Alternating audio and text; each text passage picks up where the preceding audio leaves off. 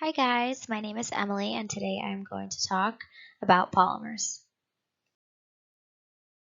So what are polymers? Polymer is a material that is composed of many monomers. This can be from tens of thousands to monomers, all linked together to form chains. Polymers can be natural or synthetic. They are large molecules made of the linking of a chemical repeat unit. As more research has been conducted over the years, it has become harder and harder to classify polymers into a definite category. The best way to categorize polymers is based on the origin of source, the structure, the molecular force, and the mode of polymerization. Within these categories belong subcategories. Origin of the source means where these polymers are extracted. This includes the subcategories of natural polymers, semi-synthetic polymers, and synthetic polymers. Structure means how the polymers are linked together.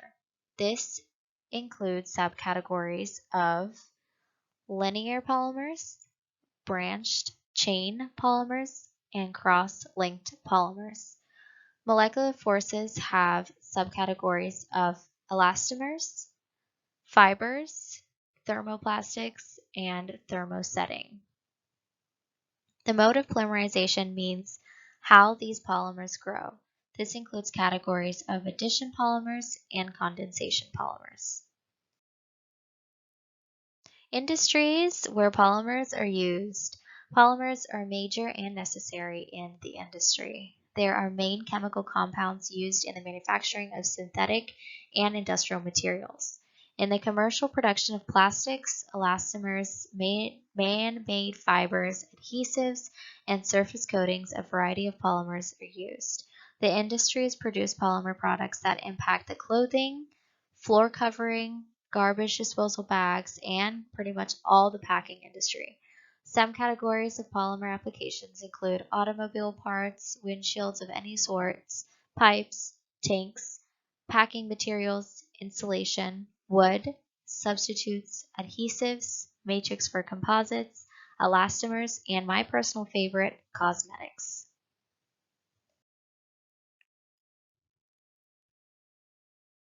So, ways to measure polymer viscosity. So, polymer viscosity is important to know when trying to create a specific product. For example, rubber, if you're trying to make rubber tires, you need to know when the solution is going to harden, and that is dependent on temperature as well as time, as well as the amount of crosslinker, and there's so many things to take into account, even the monomer concentration. So there are ways in an upscale lab that you are able to measure viscosity using tools such as the UBE U-tube viscometer. In this method, both the flow time of the polymer solution and the flow time of the pure solvent are recorded. There are ways to calculate the viscosity of a polymer using math and knowledge before conducting the actual experiment or before making the actual solution.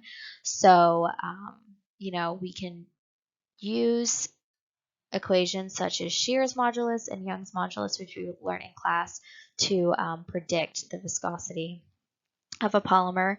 So in Young's modulus, we know that that is the stress over the strain, but in Shear's modulus, which is used more for polymer viscosity, it is the shear stress, or some might say pressure, in the XY direction over the shear strain. So usually in something like a cosmetic, it is a very much shear fluid, or a new Newtonian fluid, not so much shear. So I wanted to talk to you guys about a specific polymer category, which is a hydrogel. So a hydrogel is a three-dimensional network of hydrophilic polymers that can swell in water and hold a large amount of water based while maintaining the structure due to physical cross-linking of individual polymer chains. So hyaluronic acid-based hydrogel can be used from everything to create Cartilage tissue engineering to cosmetics. This polymer works great because hyaluronic acid is a naturally occurring biopolymer that is present in almost all mammal tissue. So due to its biocompatibility as well as its biodegradability and non-toxicity to the skin, it has been widely used in a variety of medical and cosmetic advances and products. So for this video, I will be doing a hydrogel experiment using hyaluronic acid powder. My hypothesis is that as the hyaluronic acid powder is added to the water, the solution will begin to swell, creating a highly viscous product that traps the water and is very moisturizing to the skin. Ingredients, as well as materials you'll need: glass cup, measuring utensils, hyaluronic acid powder, water, and a stirrer. Method is to place half a cup of water in the glass cup, stir 1 tablespoon of or 1 teaspoon of hyaluronic acid powder in the glass, and mix it together to get a more viscous gel-like solution. Hello everyone. So today we are going to do the hydrogel experiment. So what you will need for this is the water, the glass cup, a stirrer, measuring utensils, and hyaluronic acid powder, which you can get off online or from Amazon. And it is very harmless, so you do not need to use any specific PPE. So the first step is to grab a 1/4 cup of your water and pour it in the glass.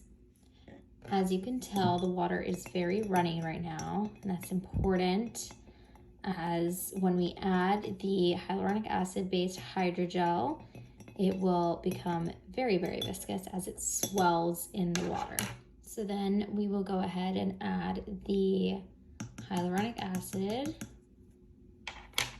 and stir, stir, stir. This might take a while to stir as it sort of wants to bunch up. So you need to stir vigorously. So guys, now that it is stirred completely, you can see it's sort of like this gel-like consistency. Super like slimy, sort of. And so at this point, if you wanted to, and this was a more sterile experiment, you could go ahead and put it in a little bottle and use it. It's pretty much just like a moisturizer. I mean, no other way to explain it.